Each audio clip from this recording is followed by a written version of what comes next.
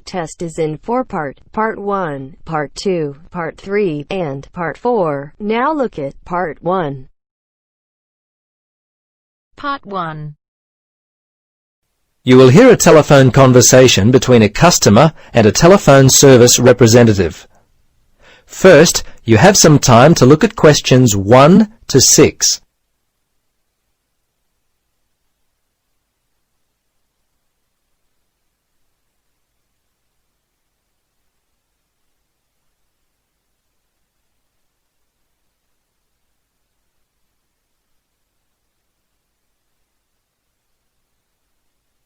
Now, listen carefully and answer questions 1 to 6. Hello, Cheap Calls Unlimited. This is Adam O'Shaughnessy. How can I help you? Yes, I heard something on the TV the other day about cheap local and national calls. Do you have a new offer available at the moment? That's right. You would have heard about our special no-limit offer. Oh, how does it work? How can I save? Well, do you make many calls outside your local area?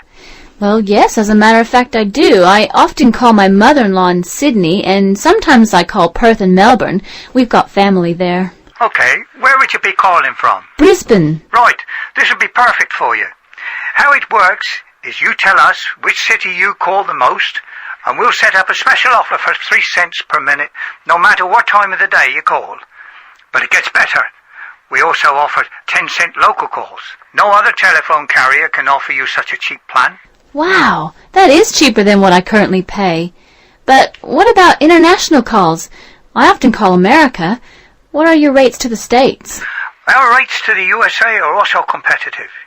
You can call America for 6 cents per minute. This also includes a connection fee of 15 cents. That's competitive, all right. So, how do I sign up? Well, we can do it right here over the phone if you like. Or I can send you out an application form. Or I can email the details with the form attached.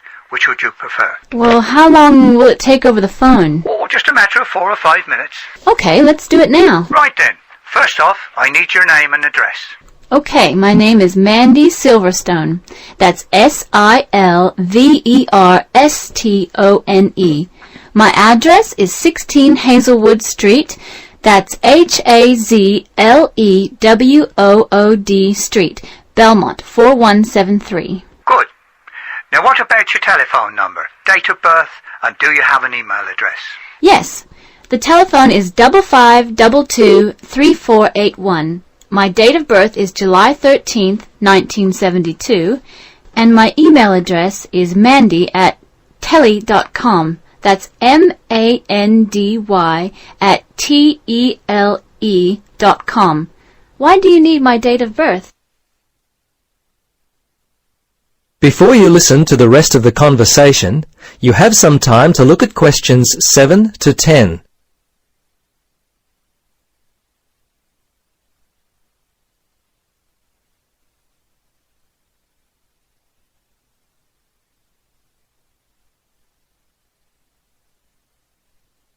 Now, listen carefully and answer questions 7 to 10. Right, okay. Yes, we'll request your date of birth for security reasons. We'll ask you this each time you call us to request information about your account. Not for making a payment, but, if you wish to change any of your details or change your plan, those kind of things. Okay, I understand. Okay, right. Well, we're finished. Do you have any other questions at all? Yes. When does this new service actually start? Yes, I'm going to send the information to our sales department. They'll process it today and your new service will be ready tomorrow. By next month, you'll really start to experience the savings. Fantastic. Okay, well, that's all I wanted to know. Oh, when will I receive the bill? That'll be 1 month from the day you signed up. It'll be sent on the same day every month thereafter, unless you request a change. We can send them every 2 or 3 months if you prefer.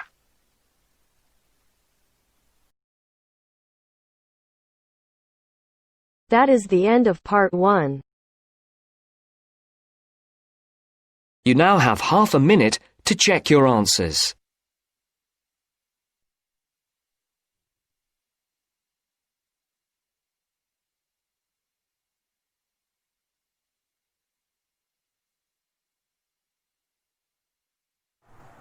do subscribe our channel and like the video so that we feel motivated and make more and more videos for you. And please press the bell icon so that you can get notification for every new video, which is absolutely free. Thanks. Now turns to part 2. Part 2.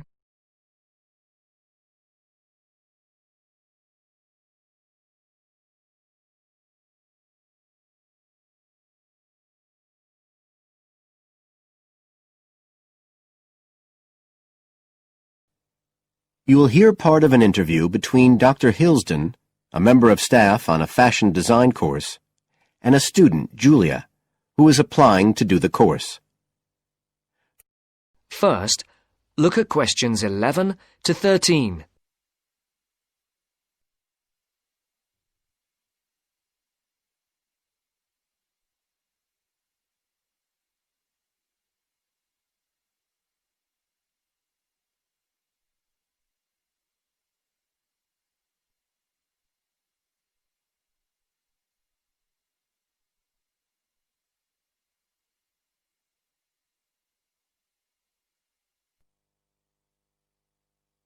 Right, Julia. So, from your CV and portfolio, and what you've already told me, you seem to be very much the sort of person we're looking for on the postgraduate course. So tell me, you finished your fashion design course in London 4 years ago. Did you think of carrying straight on and doing a higher degree at the time? Yes, but there were financial pressures. So I ended up working in the retail industry, as you can see from my CV. And actually, it was a very useful experience. In what way? Well, I was lucky to get the job with Fashion Now. They're a big store. And one of my priorities was to get as much experience as possible in different areas. So that was good because I had the chance to work in lots of different departments. And having direct contact with the customers meant I was able to see how they reacted to innovation, to new fashion ideas. Because with Fashion Now, a designer might show something in New York or Milan, and there'll be something similar in the shop within weeks. So that was probably the most useful thing for me. Right. And so what's made you decide to do a postgraduate course now? Well, while I enjoyed working at Fashion Now, and I learned a lot there, I felt, well, the way forward would have been to develop my managerial skills, rather than my skills in fashion design, and I'm not sure that's what I want to do. Yes. When I was doing my degree in London, I'd been interested in women's wear, but I know that there's been a lot of work done in areas like new fabric construction. And though I'm not intending to go too deeply into the technology, I'd be very interested in looking at how new fabrics could be used in children's wear. So I'd like the chance to pursue that line. Yes, good. And are you at all concerned about what it's going to be like coming back into an academic context after being away from it for several years? No, I'm looking forward to it. But I'm basically more interested in the application than the theory. Or at least that's what I've found so far, and I'm hoping the course will give me the contacts and skills I need eventually to set up my own enterprise. I'm particularly interested by the overseas links that the department has. Yes, many of our students look overseas or to international companies for sponsorship of their projects. Before the talk continues, look at questions 14 to 20.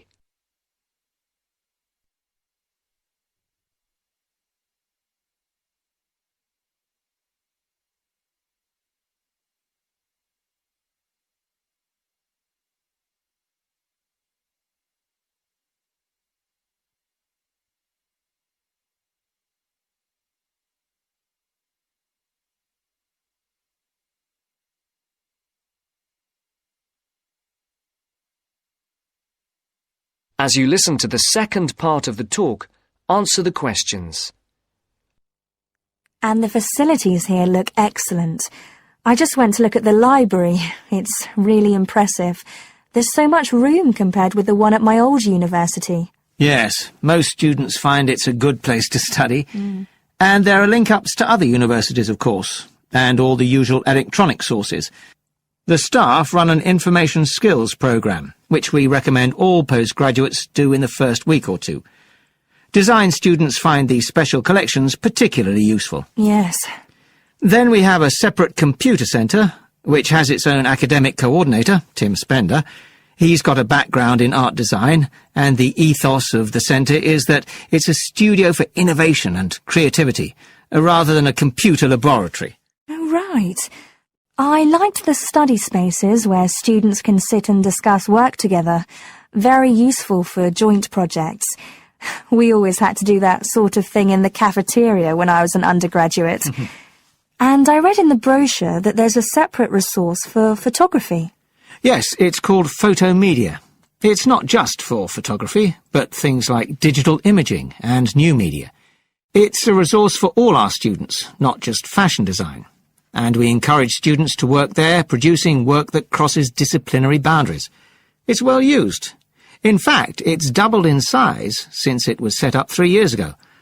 And we also have an offshoot from that, which is called time-based media. This is for students who want to develop their ideas in the area of the moving image or sound.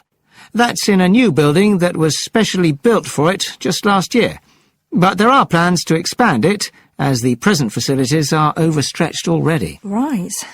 Now, is there anything you'd like to ask about the course itself? I know it's a combination of taught modules and a specialist project, but how does assessment fit in?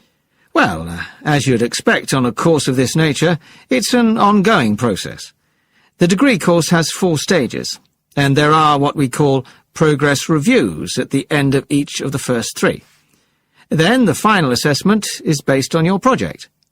You have to produce a report, which is a critical reflection on your work. And is there some sort of fashion show? There's an exhibition. The projects aren't all focused on clothes as such. Some are more experimental, so that seems more appropriate. We ask representatives of fashion companies along, and it's usually well attended. Right. And another thing I wanted to ask. That is the end of part 2. You now have half a minute to check your answers. Do subscribe our channel and like the videos so that we feel motivated and can make more and more videos for you.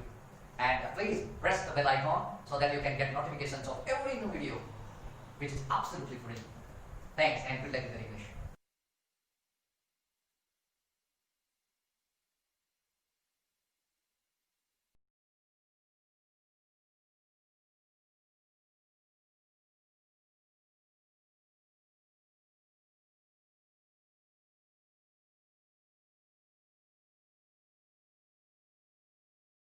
Now turns to part 3.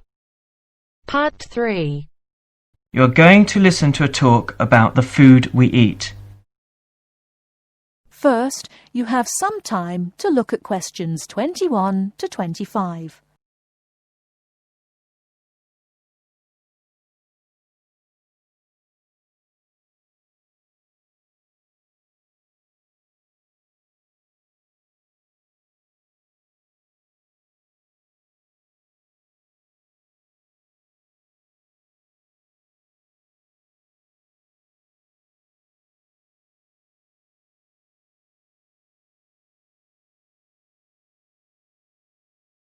Now, listen carefully and answer questions 21 to 25.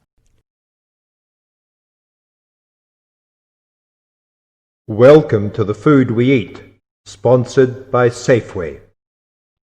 Increasingly, we know more about the effects of our eating habits and lifestyles on our health. While new information can change old ideas, the news stories can often be confusing. At Safeway, we try to help customers not only in the range and types of food offered, but also by providing up-to-date, reliable information in areas we know are of interest and which relate to the diet we eat. Today, we are going to talk about sugar.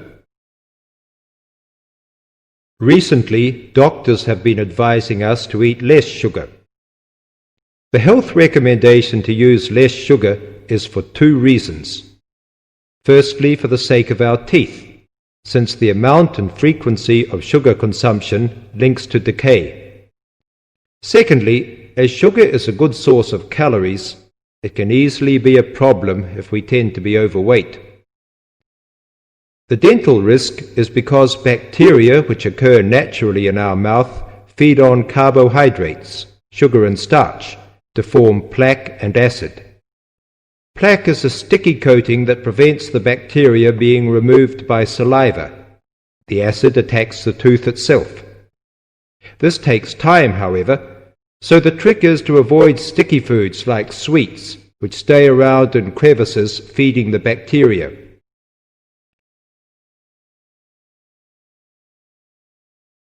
Before you hear the rest of the talk, you have some time to look at questions 26 to 30.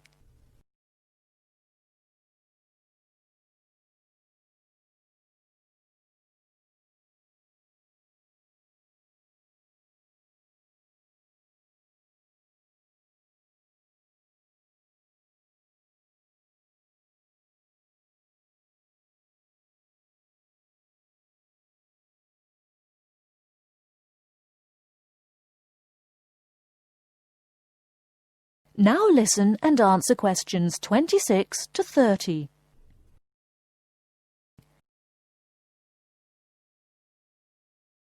Regular brushing, preferably with a fluoride toothpaste, helps remove particles and resist acid. The worst thing you can do is nibble sweet things between meals. It puts your teeth under constant attack. A sweet tooth develops gradually, and you might be surprised at how you can steadily unlearn the taste, taking in fewer calories and saving your teeth. Here's some ways. A. Gradually cut down the sugar in tea and coffee till you can stop altogether or switch to sweeteners. B. Choose snacks with a lower sugar content. Fresh fruit, raw vegetables, crackers, milk or low-fat natural yogurt. Remember, some fruits like raisins have lots of sugar. C. Look for reduced sugar alternatives. There are more and more around, from diet drinks to yogurts, even jams and sauces. D. Try gradually to cut back on the sugar you use in cooking, especially in baking.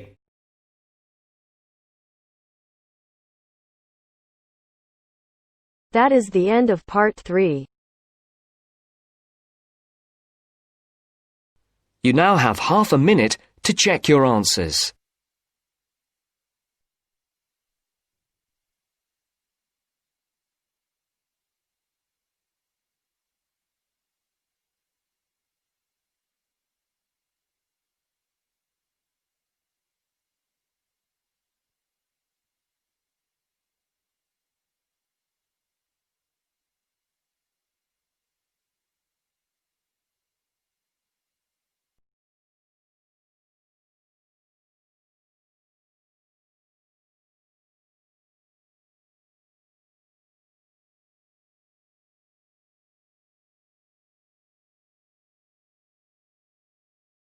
Now turns to part 4. Part 4. Hear a lecture on the research on teen brain. Now you have half a minute to read the questions 31 to 40.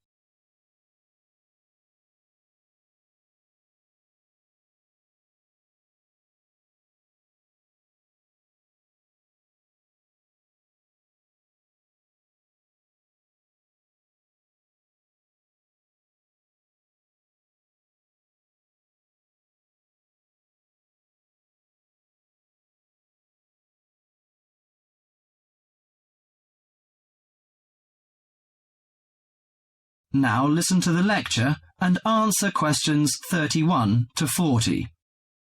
Today our guest is Joseph Parks, Medical Director for the Botany Department of Mental Health. He's going to give a lecture about the research on teenage brain. Good morning, everyone.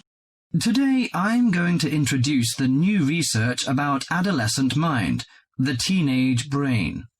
How much do you know about that? Do you believe in brain scanning? Do you think we can judge whether a teen is normal or mentally ill? Or it's just another immature test? The new research shows a teen brain is in the middle of disordered changes. Those changes, scientists now believe, are so significant that they may reveal the mysteries of mental illness, explaining why some teens commit suicide, why others harm their classmates, and why some emerge later in life with mental disorders. The research looks forward to a day when teens could be tested for suicidal depression as easily as they are for heart disease. But there are signs that society, and parents in particular, would reject such a tool. Many parents question the validity of a mental health diagnosis. They fear that their children will be falsely tagged with a mark that he or she is abnormal. At the center of the debate is the teen brain, its confusing architecture, and the difficult question of what's typical in a teen and what's not. Under the old thinking, the adolescent brain was fully formed, needing only to be filled with facts, figures, and experiences to become an adult mind. At the same time, many people rejected the idea that young people were even capable of developing mental illnesses. However, the new research shows a teenage brain is an organ in transition. It has an unstable and vulnerable composition. The evolving teenage brain clearly isn't adult-like until the early 20s. If teens act young and stupid, it may be because brain areas that govern rational thought are not mature yet. All that is fine when the brain develops normally. But if the teen brain fails to successfully reinvent itself as an adult brain, mental illness may happen. Researchers increasingly believe if that process stops for some reason, teens are likely to develop mental illness. Early warning signs might be disregarded, as adults may think them the typical teen behaviors. Perhaps the chief hope of the new research is that it could make a difference for teenagers suffering from mental disorder and major depression. These can lead to suicide, which for years has been the leading cause of death for teens. Until recently, scientists couldn't peer into living brains to look for changes associated with normal development or mental diseases. That is beginning to change as researchers develop ever more sensitive brain scanners. However, the composite pictures are somewhat misleading. A snapshot of an individual brain may fall somewhere between normal and mentally ill. For now, psychiatrists and psychologists must still rely on interviews and observations of children's behavior to diagnose mental illness.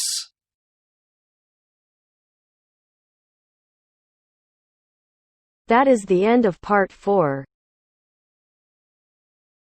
You now have half a minute to check your answers.